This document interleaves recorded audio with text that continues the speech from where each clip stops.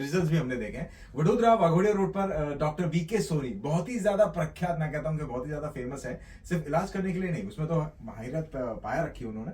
Saxophone player हैं और आज रेडियो सिटी पर आ चुके हैं डॉक्टर्स गॉट टैलेंट पे। सर गुड मॉर्निंग, કેમ છો?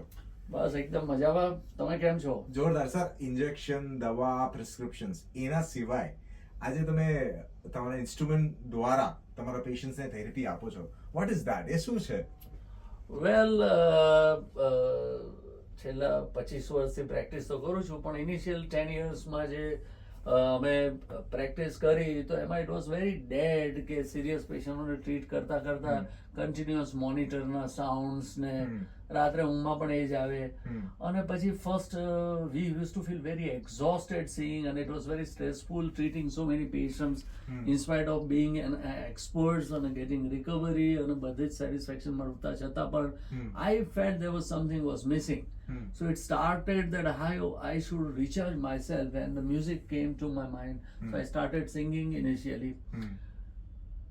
અને ત્યાર પછી જે પણ થયું એમાં suddenly I was playing in my childhood a little bit flute. Okay. And I had that affinity for saxophone. And then I purchased and I started playing it, learning it. And I found it's very rewarding. It was like a meditation and miraculously it helped me a lot. Okay. And then I started, I am a man of science and એ બધું કરવા છતાં પણ then I started going into depth કે ખાલી mere medicineથી સારું નથી થતું પેશન્ટને. mere timely critical careમાં એટલું આપવાથી તો એની સાથે આત્મીયતાથી એની સાથે સંવાદ સ્થાપવો જરૂરી છે. So then I experimented with music.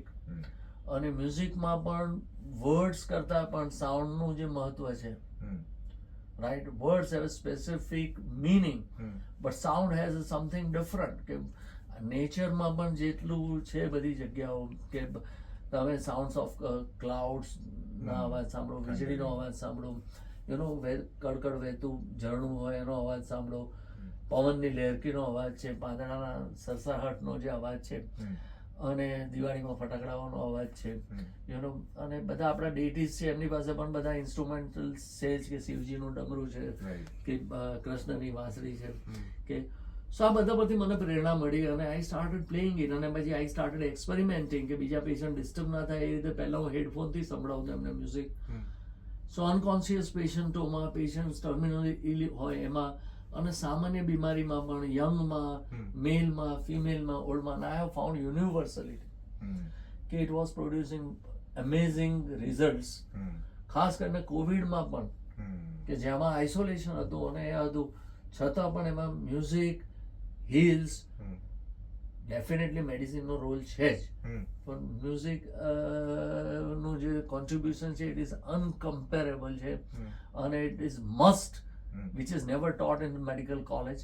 So on this day, Doctor's Day, I want to congratulate Radio City 91.1 અને તમને અને તમારી સંપૂર્ણ ટીમને I want to congratulate કે આના દ્વારા આપણે એક અવેરનેસ ક્રિએટ કરી શકીએ where doctors themselves are patients too. They also need stress reduction. They want to heal. So જે precision પ્રોબ્લેમ સોલ્વિંગ સ્કિલ્સ છે અને એનો સ્ટ્રેસ છે એના માટે રિલીફ માટે અને there after as a therapy it is proven in scientific કે Indian, whether it is Indian classical music કે જેઝ મ્યુઝિક કે વેસ્ટર્ન ક્લાસિકલ મ્યુઝિક કે રોક કે પોપ કે એની જોનર્સ, અને ડિફરન્ટ કન્ટ્રીઝના ડિફરન્ટ મ્યુઝિક છે અને એવરી પ્લેસ મ્યુઝિક હીલ્સ. અને when the art of healing, music as an art of creativity છે જેમાં ઇમોશન્સ છે. ડૉક્ટરોને એવું શીખવાડવામાં છે કે ઇમોશનલ નહીં થવાનું, પણ તમે ઇમોશન્સ વગરના બિઈંગ તો પથ્થર છે. સો પ્રોફેશનલિઝમ મેન્ટેન કરવાનું છે અને એની સાથે સાથે મ્યુઝિકને એડ ઓન કે આપણે જમવામાં જે ફ્લેવર ઉમેરીએ છીએ એવી રીતે. સો ટ્રીટમેન્ટ બિકમ્સ આર્ટ અને હિલિંગ બિકમ્સ એન્જોયેબલ. સો એ સફરિંગ પેથોઝમાંથી એક જોયફુલ બ્લિસફુલ એન્વાયરમેન્ટ, લાઇટ એન્વાયરમેન્ટમાં how you can treat. that's an art that I want to pursue it further and further. અને એની પાછળનું એનું સાયન્સ શું છે, એની પાછળનું જે પણ એના પાછળના સ્ટેપ્સ છે એ બધા વચ્ચે આઈ એમ ગોઈંગ ટુ ડેપ્થ. આજના જમાનામાં artificial ઇન્ટેલિજન્સમાં I got many more answers, exploring different areas of the net and talking to different doctors, talking and taking feedback from my patients also. કે જ્યારે ખાલી સાયન્સથી રિઝલ્ટ નથી મળતું અને સપોઝ જે chronic disease છે કે હાઇપરટેન્શન થયું એટલે તમને થવાનું જ છે. સો એમાં ખાલી જેમ બધા પેશન્ટ ગાઈ નથી શકતા, પણ સાંભળવાથી પણ બ્લડ પ્રેશર ડ્રોપ થાય છે. હાર્ટના પેશન્ટને frequency of Anjana episodes decrease થઈ જાય છે. કેન્સર્સ પેશન્ટ્સ જે લોકોને પ્રોગ્રેસિવ ડિઝીઝ છે, so they get motivation to fight it back.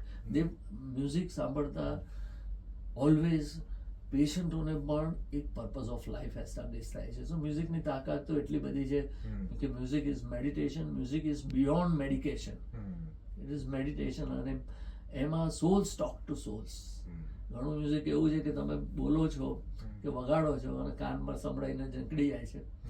ઘણું મ્યુઝિક એવું હોય છે જે કાનમાંથી નીકળીને હૃદય સુધી પહોંચે છે, અને અમુક એવું મ્યુઝિક હોય છે કે જે સોલમાંથી નીકળે છે અને સાંભળવાના સોલ સુધી પહોંચે છે. So soul heals soul. અને એક બીજું એનાથી એક એમ્પથી, કમ્પેશન ને જોયમાં કન્વર્ટ કરવામાં healing becomes an art by music. That's fantastic, sir. Sir, એક ઇન્ટ્રોડક્શન લઈશું તમારું વિથ યોર નેમ.